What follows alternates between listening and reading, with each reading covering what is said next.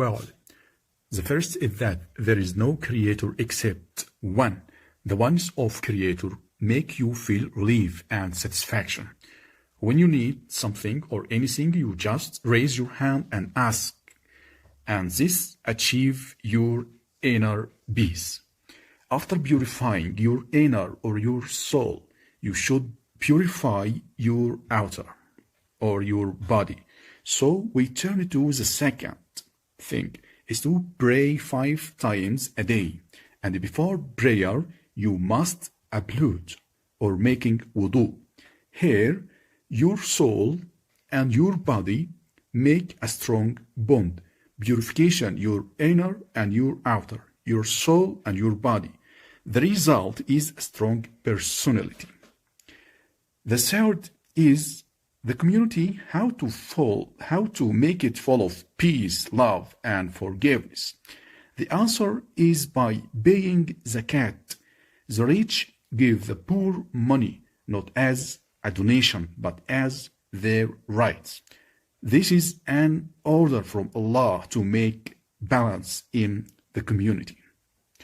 The fourth thing, to avoid making mistakes. We train 30 days every year by fasting.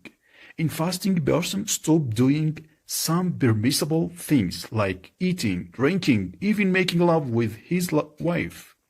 The result is a strong wellness man, a beneficial person who can serve himself and his surrounding and his world. But because we are human, we sometimes commit sins. Allah, the Creator, make honest pilgrimage, remove all person's sins. So your life again will full of hope. If the world live according to these 5, it will full of peace, love, and forgiveness, not war, not racism. By the way, all those 5 are the 5 pillars of Islam. You are free to believe in anything, and it's my duty to give you advice. I love you all and wish you all the best. Thank you. Goodbye.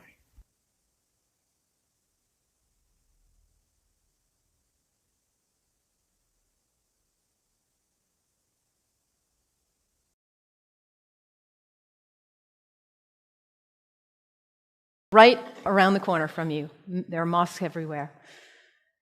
And it's important that we visit because Islam is the most misunderstood and the most maligned religion in the world today. We are being whipped up into fear of Muslims. And when we are afraid, we're stupid, actually. We're operating out of just that reptilian part of our brain. When we're afraid, we don't have access to our higher functionings, our whole self, the power of the knowledge in our hearts, our whole being. We're resigned to a small place of living.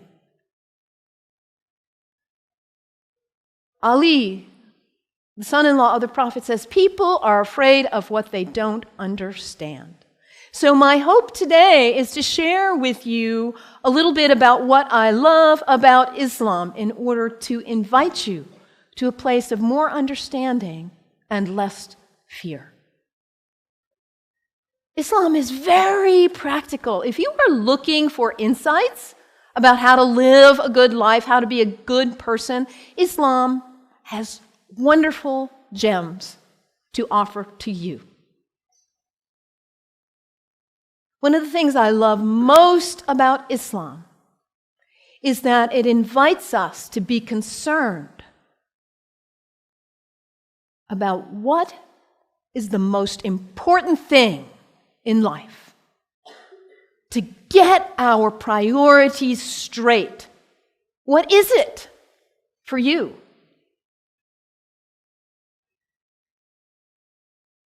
Stuff? Money?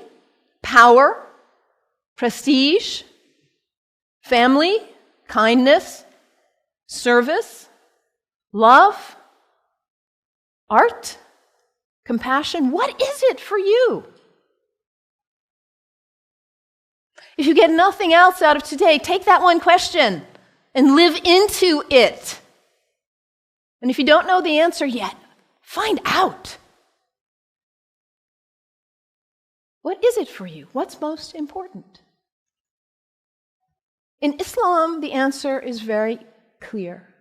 La ilaha illallah, Muhammadan Rasulullah. There is nothing but the source, God, the one.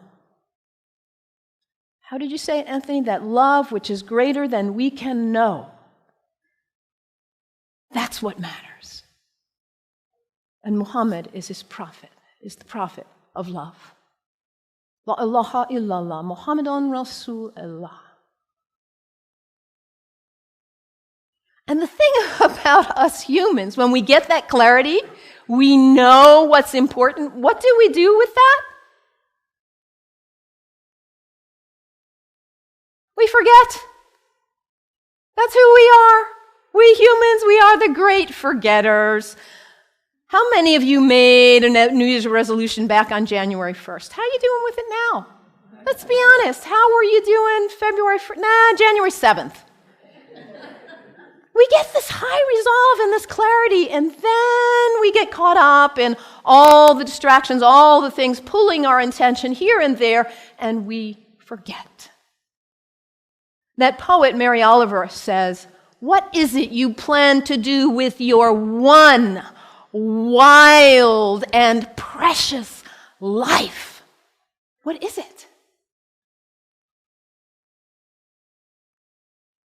In order to not waste our life, we need to regularly hit that reset button, come on back to center, to our heart, to what we know is really why we are here, what we know is really important. Regularly throughout the day, to stop and come back and say, well, let me check in and remember what matters so I don't waste my day or my week or my month or my life. And for Muslims, this is prayer, salat. It is the second pillar of Islam. The first pillar, la ilaha illallah, to know what matters. And the second pillar is to hit that reset button in order to regularly come back to center and remember what really matters. And for Muslims, this is not an activity in the head. It's an activity of the whole body. Allah Akbar, Allahu Akbar. Bismillah ar-Rahman ar-Rahim. Alhamdulillah, Rabbil Alameen. Ar-Rahman ar-Rahim. Malik Yawmiddin. Yak na'budu wa yak nasta'in. As-siratal mustaqim. Siratal ladhina an'amta alayhim. Ghayril maghdubi waladdallin. Amin. Allahu Akbar. Allahu Akbar. Allahu Akbar.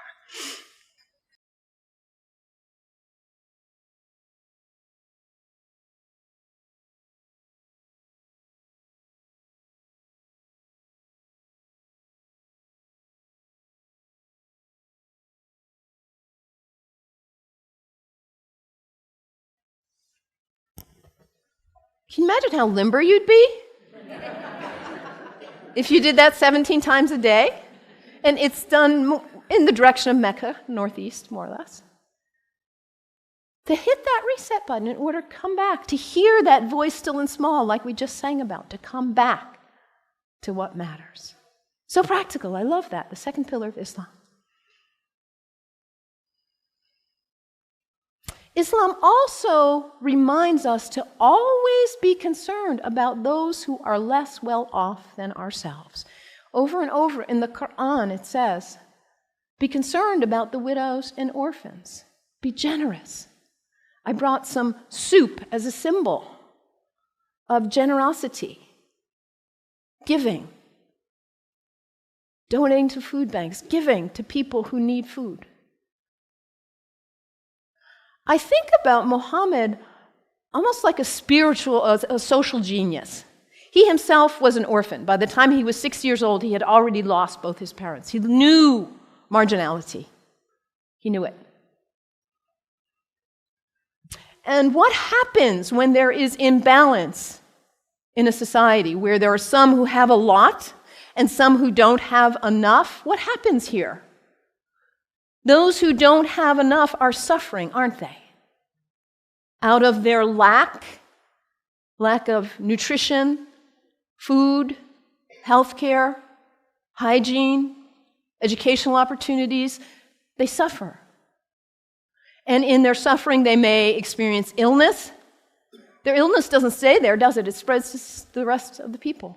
And in their need, they may choose to engage in criminal activity just to try to put food on the table. And that destabilizes the whole society when you have some without and some with too much. And what about the people with too much? Greed is spiritual bankruptcy. We cannot know well-being in our hearts when we are surrounded with too much while others are suffering. It creates instability. And Muhammad, peace be upon him, he was a spiritual genius, saying, let's bring it back into balance. Let's give. Let's be generous. And this is the third pillar of Islam, zakat, generosity. I love that about Islam. And I love, too, that Islam invites us to take a break from our habits. We humans, we're habitual creatures. We just are. We do something once, we do it again, we just do.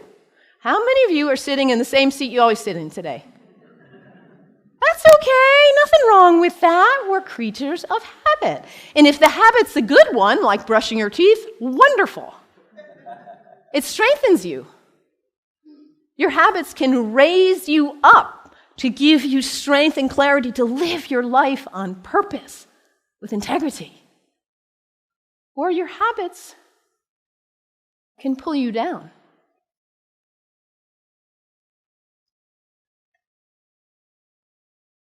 To take a break from your habits, because what happens when you try to take a break from your habit, when you try to stop reaching for whatever it is and you cannot? What is it for you? Coffee? Sugar? Alcohol? Drugs? Sex? Shopping? Your cell phone? Your tablet? Gossip? What is it for you, this behavior that you're caught in? You know it's not worthy of your best self, and yet there you are. It's addiction, isn't it? When we can't stop reaching for it, we can't stop doing it. And yet your life is so valuable, you matter. And to live your life on purpose and to cultivate the habits that raise you and strengthen you so you can be your most beautiful, best, loving, caring, giving self. So to take a break from your habits so you see who's in the driver's seat in your life. And put yourself back in the driver's seat, whatever it is for you. There are other people in this room who have also struggled with addiction in this way and who have overcome it. You can get help. You can do it. Your life matters. It's valuable. This is the next pillar of Islam, fasting. Fasting not just from food, but fasting from other activities and behaviors as well. And when we fast from food in particular, and it says over again and again in the Quran, fasting is good for you if you only knew. Because we put too much in our bodies, don't we? We stress them. We overeat and put junk. And we don't honor the beauty of ourselves. And also, when we fast, hunger is not a theory in the head, it's an experience in the body when we fast from food, that feeling. And then when you see somebody else on the street who is begging, it's not a theory. You feel empathy because you know what hunger feels like. It's harder to close your eyes and walk right on by. Muhammad, that spiritual, social genius, to create harmony and stability in society. The fourth pillar of Islam, fasting, taking a break from your habits. So practical. I love it. And I also love about Islam that it encourages us to take a break from our location, to travel with intention, to recognize the power of space, the sacredness of space, and how the greats who have walked on this earth have blessed the earth with their presence, their breath, their thoughts, their actions. I know you are on the verge of a major decision about this sacred space for you. You have made this place sacred by your presence here. And as you perhaps choose to move on, you will perhaps make a new place sacred by your use and your love. The earth is sacred. Our places are sacred. And when we travel with intention, we are changed by it. This is the fifth pillar of Islam, pilgrimage. And for Muslims, the pilgrimage is to Mecca, which none of us will probably go there. But where is pilgrimage for you? And what happens when we go? We leave our usual haunts. We travel with intention. We let ourselves be changed, be opened by new experiences, new interactions. And we come back and we are not the same. We look at our lives and we say, why was I doing that? I'm not going to waste my one wild and precious life on that. And we come back renewed and with a new value, a new understanding of the sacredness of our location, the beauty of the earth. I love this about Islam. So practical. What's the one thing that matters in your life? Hit that reset button regularly so you come back to your purpose. And don't be self-centered. Be always concerned about others and their needs, those less well off especially. And recognize the sacredness of the temple of your body. Cultivate habits that are worthy of you, that lift you to the best of who you are. And recognize the sacredness of space and the gift of the ancestors, the sages, the saints, the prophets who have gone before us and held a beacon of example for us. Travel with intention. Let yourself be changed. The 5 pillars of Islam. What great practical advice for living your life on purpose. And yet, at the same time as all of what I've told you is true, the beauty of this great tradition, we are being whipped up into fear against Muslims and Islam.